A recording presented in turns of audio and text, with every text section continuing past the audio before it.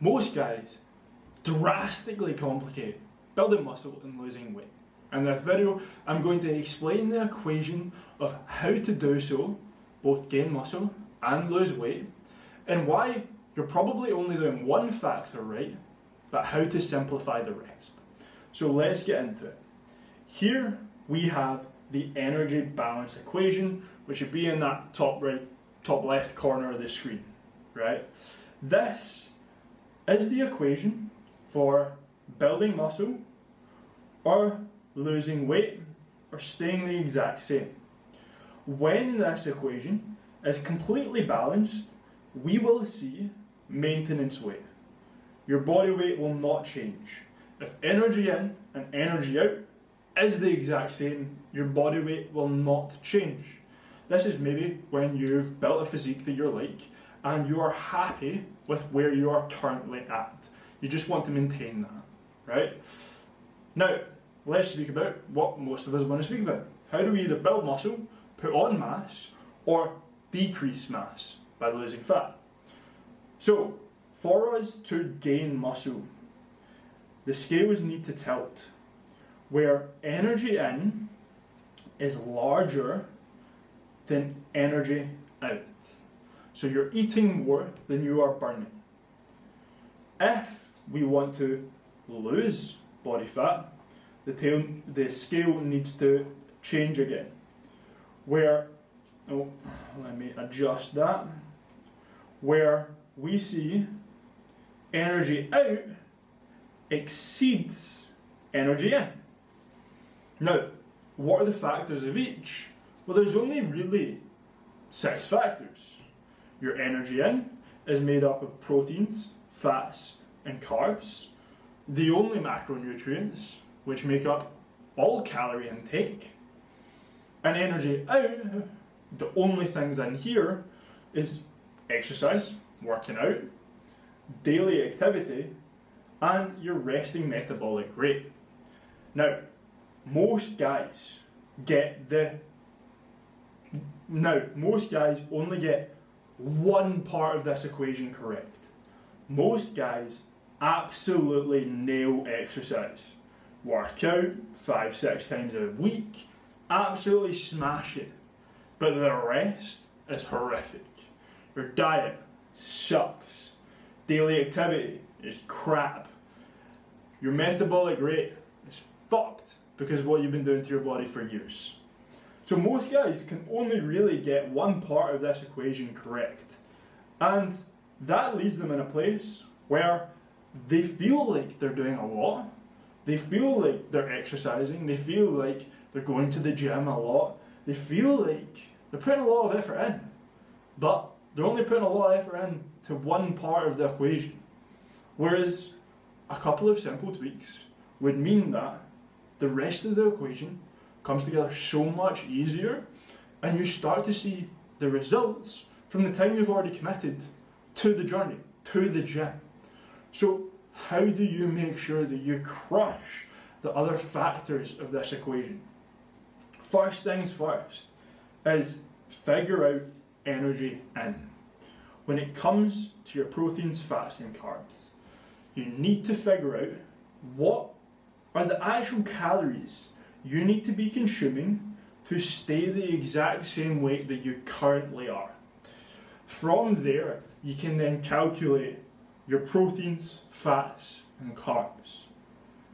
This is fairly simple. You could do it in 60 seconds. Now, decrease the maintenance calories by 200 calories. And we want to be decreasing calories from fats and carbs. We do not want to be decreasing protein, because if you do decrease protein, you'll lose muscle mass. And you don't want to lose muscle mass while trying to lose body fat. Now, from there, if you do not see a decrease in body weight, you simply decrease another 100 calories. And you rinse and repeat that cycle. If you make progress and then hit a plateau, a week later, decrease 100 calories from fats or carbs. And that way, we are tilting the scales towards losing fat, because your energy in is decreasing.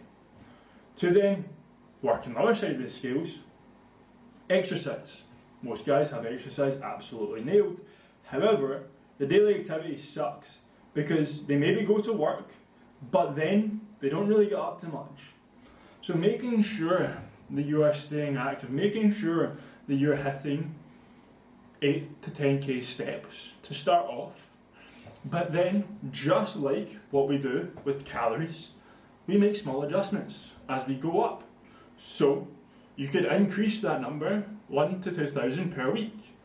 Instead of getting 10,000, aim for 11 or 12,000.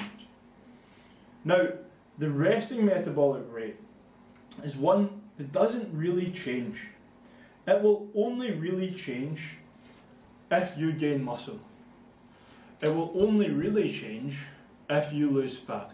Meaning that someone that is smaller, less muscular, is going to have a smaller metabolic rate. Someone that is larger, with bigger muscle mass, is going to have a higher metabolic rate. Now, what that tells us is that either way, if we're trying to lose weight or then put on muscle, whatever, we do want to have more muscle, because having more muscle will allow us to eat more food without gaining more weight.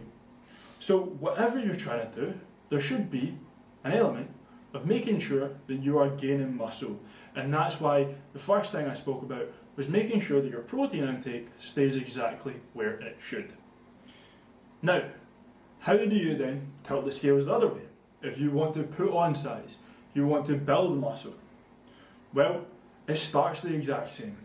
Calculate your maintenance calories. From there, you then want to increase those calories by 100 to 200 calories. That is it. We then want to work out your proteins, fats, and carbs. And once again, once you're eating the correct amount of protein, we don't really want to drastically change it. Maybe by 5 or 10 grams of protein through the entire process of trying to build muscle. But really, it's more important that you consistently hit the right amount than consistently increase the amount of protein. It's a mistake that most guys fall for. They eat far too much protein and it's just wasted. It's not needed. Whereas it would be more beneficial if it was used as other energy sources like fats or carbs. So, like what we did for fat loss, you increase 100 calories every time that you see a plateau or your weight doesn't go up. We do not want to gain drastic amounts of weight, because if you are, you're probably just building fat and you don't want to get fat. You just don't. If you're skinny and you're starting off in a position where you need to build muscle, you probably don't like the way you look in the mirror. And if you get fat, you probably won't like the way you look in the mirror either. So we want to make sure it's nice and slow and controlled. Really, about a 0.2 pound increase per week is an ideal spot to be in for gaining muscle. Any more, you'll be gaining fat. What do you then do for energy out when trying to build muscle? There is 0 point in trying to do a marathon or trying to run regularly or do 5Ks consistently if you're trying to build muscle. All you're really doing is meaning that you'll have to eat more food. Now, not necessarily a bad thing, but it's a wee bit counterintuitive. You just then have to force more food down you, and it probably will become like a part-time job just trying to eat enough. So, what I suggest is your workouts stay the same. Keep them there. You don't need to drastically change your workouts. Doing what you're doing is probably going to be enough if your diet is right. However, your daily activity should change. Meaning that you're doing enough cardio to keep your heart healthy, to keep your body healthy. You're maybe doing a warm-up on the spin bike or the Stairmaster before a workout. You're getting your heart rate elevated sometimes, but it's nothing drastic. I suggest at least hitting 8,000 steps, but don't do 15k if you don't need to. Certainly don't go the other way and not move at all. Because we still want to make sure you feel good, you have movement throughout your day to increase energy. We want to make sure you're healthy, but there is no point in trying to force it too much. But all this will do is increase your metabolism. If you build muscle, even just a couple of pounds, you will build your metabolism up. Meaning that your maintenance calories now have increased from the fact that you've gained muscle. Meaning that if you were to stop trying to gain weight and you bring your calories down slightly, they're not going to be as low as when you started, which can be a really good thing for building a lifestyle of staying regimented through the week and then having some fun foods at the weekend, being able to fit in the takeaways, the date nights, the cinema, whatever, by just gaining a couple of pounds of muscle. There's no way I could eat as much as I can eat if I didn't have as much muscle as I have currently. There's no way I eat the same amount of when I started. When I started, I was much less calories than I am now because I've gained a pretty significant amount of muscle.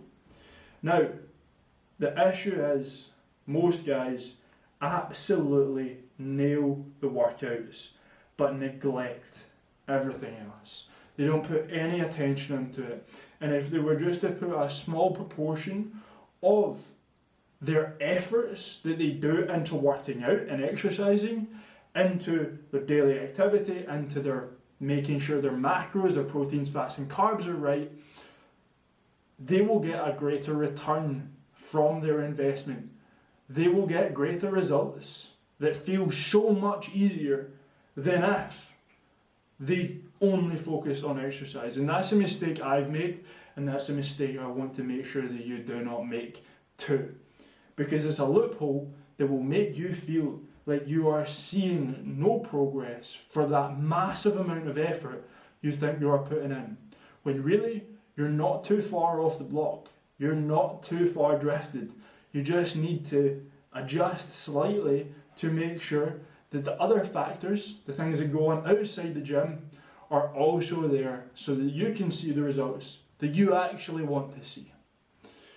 So, I hope that helps. I hope you've learned something from this video. If you are trying to gain weight or lose muscle, whatever, these are all you can control. And I actually love this equation because of how simple it is.